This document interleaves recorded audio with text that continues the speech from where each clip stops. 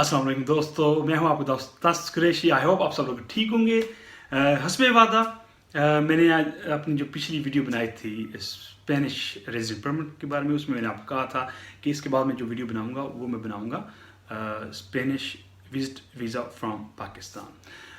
तो आज हम बनाने जा रहे हैं वीडियो। मैं आपको बताऊंगा कि कैसे आप पाकिस्तान में रह के स्पेनिश वीज़ा जो है वो अप्लाई कर सकते हैं। और ये जो प्रोसेस है इस वीज़े का, ये कोई इतना लंबा चौड़ा नहीं है। एक तो ये चीज़ है कि जब अगर आपके पास डॉक्यूमेंट्स होंगे, जो डॉक्यूमेंट्स वो रिक्वायर कर रहे हैं, तो उसमें आपकी जो वीज़े की जो परसेंटेज है जो वहाँ पाकिस्तान से है, तो तकरीबन वो 70-75% है, वो वीज़ा आपको देते हैं। अच्छा, डिपेंड करता है कि उनकी जो रिक्वायरमेंट्स हैं उनको आप मीट कर रहे हैं नहीं कर रहे।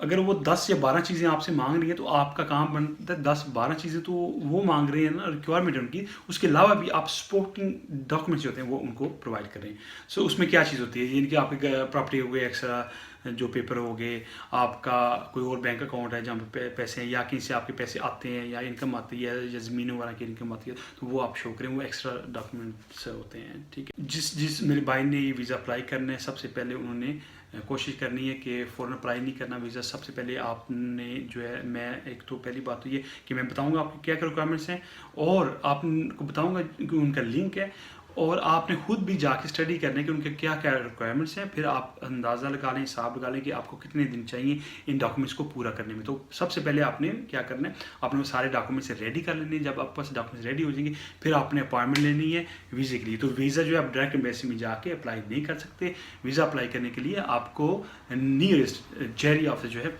वहाँ पर जाना होगा, वहाँ पर आपका वीज़ा सबमिट होगा। तो आपने अपॉइंटमेंट लेनी, जब जो डॉक्यूमेंट्स हैं रेडी हो जाएंगे, तो फिर आपने उसके बाद अपॉइंटमेंट लेनी है स्पेनिश विजिट वीज़े के लिए। स्पेनिश विजिट वीज़े के लिए जो टोटल उनकी रिक्वायरमेंट्स हैं एम्बेसी की, वो है 13 रिक्वायरमेंट्स हैं जो आपने पूरी करनी है।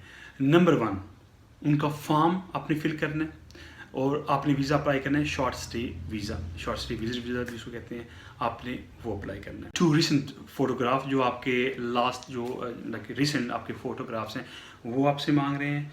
और तीसरी चीज़ वो है आपका पासपोर्ट जो है वो मांग रहे हैं आपसे। और उसके अलावा कोई आपके पास कोई डॉक्यूमेंट है, फर्स्ट करो आप टर्की का या किसी और कंट्री का, आपके पास कोई रेजिडेंट परमिट है किसी भी कंट्री का, तो या सऊदीया का, तो वो भी आपने साथ लगाना है। और चौथा वो कह रहे हैं photo copy of your national ID card, आपके शनाख्ती कार्ड की जो है उनको कॉपी चाहिए। और पांचवा जो है वो है वो जो समय बताया, थर्ड कंट्री नेशनल रिजाइडिंग इन पाकिस्तान, यानी कि अगर आप किसी दूसरी कंट्री का आपके पास रेजिडेंट परमिट है तो वो अपने शो करने हैं। छठा जो है वो है original and photo copy of family registration certificate, जो नादरा का होता है फैमिली रजिस्ट्रेशन।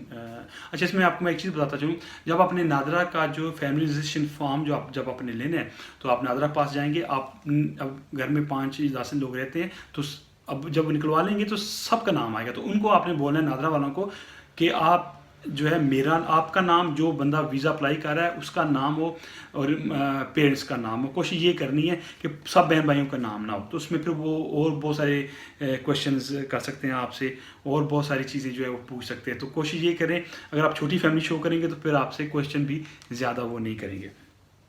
उसके बाद वो पूछ रहे हैं जी फॉर अंडर एज चिल्ड्रन, अब ऑफकोर्स आप अगर 16 साल के, तो फिर उसके लिए एक और उनकी जो है वो रिक्वायरमेंट है। लेकिन ऑफकोर्स आप जो है अडल्ट हैं, तो आपके लिए जो है वो इस तरह की कोई नहीं है रिक्वायरमेंट।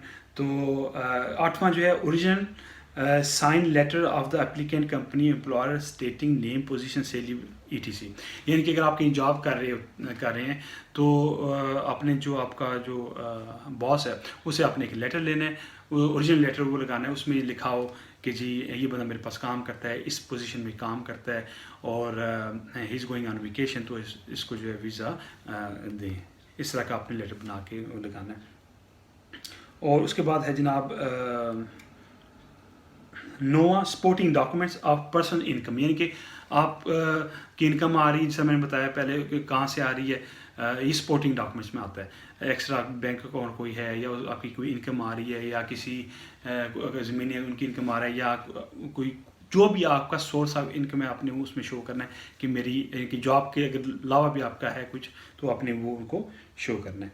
अच्छा, उसके बाद आ गया जी original bank statement of the last 6 month, यानी कि लास्ट 6 महीने की आपकी बैंक स्टेटमेंट उनको आपने शो करनी है। तो बैंक स्टेटमेंट जब आपने वीज़ा अप्लाई करना, आपको पहले से पता होगा मैंने वीज़ा अप्लाई करना है, तो प्लीज़ कोशिश करनी, ये नहीं कि आप पैसे बैंक में पड़े हुए हैं 6 महीने बाद आपने जाके वीज़ा अप्लाई कर देना है, या ऐसा भी नहीं करना कि किसी से 2-4 लाख लेके तो आप उसमें डाल दें, फिर आप जो है बैंक स्टेटमेंट निकला लें कि वीज़ा अप्लाई करें। ऐसा नहीं करना, आपने उसको ट्रांजेक्शन करते रहना है।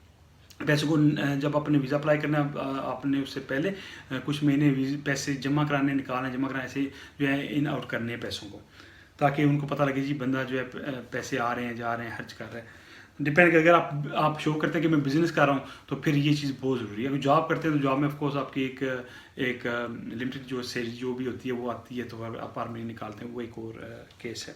उसके बाद वो कह रहे हैं कि जी आपका जो NTN नंबर है, नेशनल टैक्सेशन नंबर जो होता है वो भी आपने साल लगाना है कि आप टैक्स भर रहे हैं नहीं भर रहे। बहुत सारे भाई मेरे परेशान होते हैं ये सुन के, कोई परेशानी की बात नहीं है, ये हर पाकिस्तानी का हक है ये, और हर पाकिस्तानी जो है वो बनवा सकता है जो टैक्स का हमारा पाकिस्तानी बैंक में वहाँ से। उसके बाद वो कह रहे हैं कि कॉपी ऑफ फ्लाइट बुकिंग, तो जब आपने ये बाकी डॉक्यूमेंट्स हो जाने हैं, आपने ट्रैवल एजेंट के पास जाना है, उससे एक तो आपने टिकट रिजर्वेशन करानी है। ओरिजिनल टिकट मैं आपको मशवरा दूंगा कि आपने नहीं कराना, सिर्फ उसको बोले कि रिजर्वेशन करके रिजर्वेशन की फ़ोटो कापी आपको दे फ्री में होती है। उसके बाद आप अगर 10 या 15 दिन के लिए जा रहे हैं तो वो आपसे मांग रहे हैं medical insurance, original medical insurance जो थी उसकी फ़ोटो कापी वो मांग रहे हैं। तो अगर आप 10 दिन के लिए जा रहे हैं, 15 दिन के लिए जा रहे हैं, तो उसके लिए वो आपसे इंश्योरेंस मांग रहे हैं। इंश्योरेंस जो है वो 30,000 की होनी चाहिए, 30,000 यूरो कवर करनी चाहिए।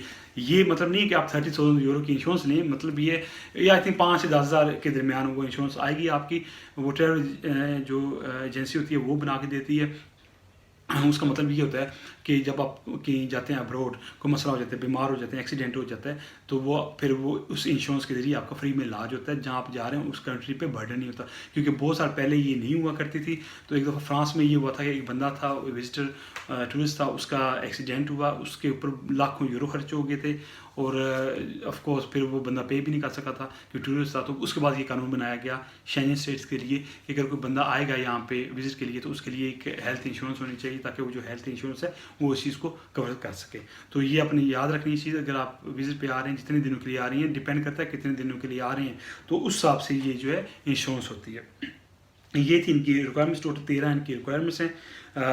इतनी कोई मुश्किल रिक्वायरमेंट नहीं है, बहुत ही आसान है। अगर आप कहीं जॉब कर रहे हैं या ये सारी चीज़ें आप कर सकते हैं, कोई मुश्किल नहीं है। जैसे कि एजेंटों को आप पैसे देते हैं 10 लाख 8 लाख कोई ज़मीन वगैरह बेचते हैं, या माँ बहन वगैरह का जेवर बेचते हैं, फिर एजेंट को कुछ पैसे देते हैं 1-2 लाख, फिर उसके बाद ज़लील ख्वार उनके पीछे होते हैं। तो मैं आपको मशवरा देता हूँ कि हमेशा वीडियोज़ में ये काम नहीं करें, आप इस तरह नहीं करें, आप जो है खुद अप्लाई करें, खुद वीज़ा अप्लाई करें। ये कितनी रिक्वायरमेंट, देखो कितनी मुश्किल रिक्वायरमेंट्स है भाई, इसमें कितना खर्चा आ जाएगा आपका, ठीक है। NTN आपने बनवाना है, उसमें किसी वहाँ पे जन वगैरह से पैसे लेके, तो ओरिजिनल है वो आपने बनवाना है। उसके बाद आपने फीस है उसकी जो वो देनी है आपने। उसके बाद बैंक स्टेटमेंट फ्री में निकल आएगी आपके। ये जो हेल्थ इंश्योरेंस है इसके पैसे देने हैं, कितना खर्चा आ जाएगा, 20,000 30,000 मैक्सिमम आ जाएगा, 40 भी कर लो। तो जो आप 8-9 लाख रुपए देते हैं उससे तो बेहतर है ना, अगर ट्राई खुद तो ट्राई करो। अगर आपका वीज़ा नहीं लगता ना, फिर एजेंटों के पीछे आप जाओ, फिर समझ आती है बात। खुद पहले ही एजेंटों के पीछे भागना ये जो है ना, ये सही नहीं है, या डंकियाँ लगा के आना, अपनी जो है वो ज़िंदगी को इतने बड़े रिस्क में डालना, ऐसा बिल्कुल नहीं करें आप। तो ये थी इनकी रिक्वायरमेंट। आई होप कि आप अच्छा, इनके जो वीज़ा प्रोसेस है वो है 14 से लेकर 28 दिन का, 2 वीक से लेकर 4 वीक तक इनका वीज़ा प्रोसेस है, ठीक है। और आपका पासपोर्ट जो है वो जब अप्लाई करना अपना, तो 6 महीने उसके वैलिड होना चाहिए। और उनकी जो फ़ीस है वो $60 है, ठीक है, जो उनकी फ़ीस है, सॉरी 60 यूरो उनकी फ़ीस है जो आपने पे करनी है। तो ये इनकी रिक्वायरमेंट कोई इतनी लंबी चौड़ी रिक्वायरमेंट नहीं है। मैं आपको विश करता हूँ गुड लक आपके स्पेनिश विज़िट के लिए। आई होप अगर किसी एक बंदे का वीज़ा लग जाए मेरी इस वीडियो से, तो मेरी ज़िंदगी का मकसद पूरा होगा। और दुआ में याद रखिएगा अपना और अपने अहल खाना का बहुत बहुत ख्याल रखिएगा। इजाज़त दें, अल्लाह हाफ़िज़।